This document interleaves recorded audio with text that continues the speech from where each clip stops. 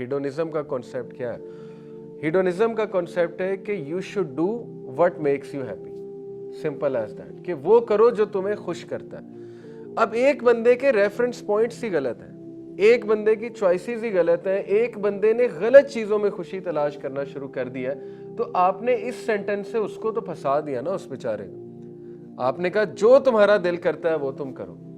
जैसे LGBTQ का मामला ले लें, शरीयत कहती है कि वो गलत अमल है, चाहे किसी को खुश करता है, चाहे किसी को प्लेजर देता है, लेकिन उन्हें कहा गया कि be proud who you are, बाहर निकलो, डरो नहीं, जो तुम्हारा दिल करता है वो तुम करो। तो उससे अगर उनको खुशी पहुंच रही है तो इसका मतलब कि वो डिसीव्ड है, उनके रेफरेंस पॉइंट्स गलत हैं, उनकी इंट्यूशन ही गलत है टू बिगिन विद। तो हमने सही कैसे अपने माइंड को सही किस तरह से बताना है, किस तरह से सिखाना है, ये एक फैलेसी साइकोलॉजिस्ट की लैंग्वेज में होती है, G.I. Joe fallacy. G.I. Joe fallacy refers to the misguided notion that knowing about a bias is enough to overcome it. असल में ये मैं इसकी पढ़ रहा था, हिस्ट्री क्या है G.I. Joe fallacy की, तो ये कहते हैं कि 1980s में कोई कार्टून लगते थे या पता नहीं कोई टीवी सीरीज लगती थी G.I. Joe के नाम से। तो उसके एपिसोड में, हर एपिसोड के एंड में वो जो हीरो है या कैरेक्टर है वो आके कहता था now you know it, exclamation mark, कि अब तुम्हें पता लग गया।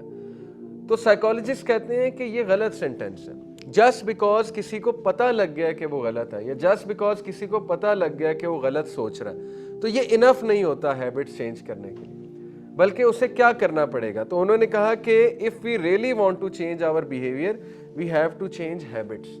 बहुत से लोग समझते हैं कि चूंकि अब उन्हें नॉलेज आ गया, उन्हें पता लग गया, वो तब्दील हो जाएंगे, जबकि ऐसा नहीं होता है। तब्दील होने के लिए रूटीन चेंज करनी पड़ती है, हैबिट्स चेंज करने पड़ते हैं, वे ऑफ थिंकिंग चेंज करनी पड़ती है, कंपनी चेंज करनी पड़ती है।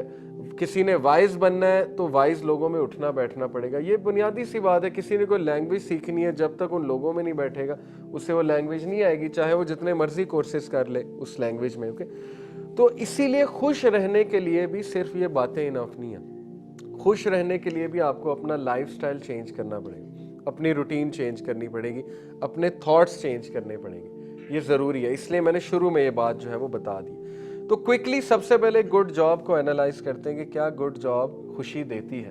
ओके, जैसे ये लॉगोस दिखाएं, गूगल, फेसबुक, यूनिलीवर, ये ड्रीम कंपनीज होती हैं। KPMG, EY, PwC, Deloitte, obviously जो ACCA कर रहे हैं लोग, जो CA कर रहे हैं, और जो कंप्यूटर इंजीनियर्स हैं, उनके लिए ड्रीम कंपनीज हैं।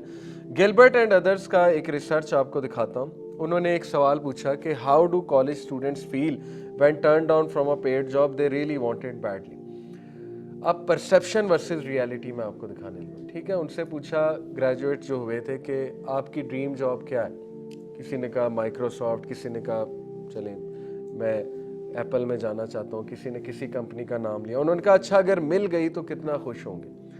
अब इस खुशी का जो है वो एक सर्वे होता है, उस सर्वे के मुताबिक आपकी खुशी को पॉइंट्स दिए जाते हैं। जैसे करंटली मैंने सर्वे किया था, मेरी हैप्पीनेस 7.8 पे आउट ऑफ 10, कभी 8.2 पे चली जाती है, डिपेंडिंग अपॉन उस दिन मेरा मूड कैसा है। एनीवे, स्टूडेंट से पूछा कि अच्छा बताएं कि अगर आपको ये जॉब मिल जाती है, नहीं मिलती, तो आपकी हैप्पीनेस में कितना ड्रॉप आएगा, आप कितने गमज़दा होंगे। उन्होंने कुछ सवालों के आंसर दिए, तो जो प्रिडिक्टेड ड्रॉप इन हैप्पीनेस था वो था 2.10, ये सामने आपको नजर आ रहा है, जबकि जो एक्चुअल ड्रॉप इन हैप्पीनेस था वो था 0.68। रियलिटी मुख्तलिफ थी। इससे क्या साबित होता है इस सर्वे से, कि हम एग्जैजरेट करते हैं, हम अपने इमोशंस को एग्जैजरेट करते हैं।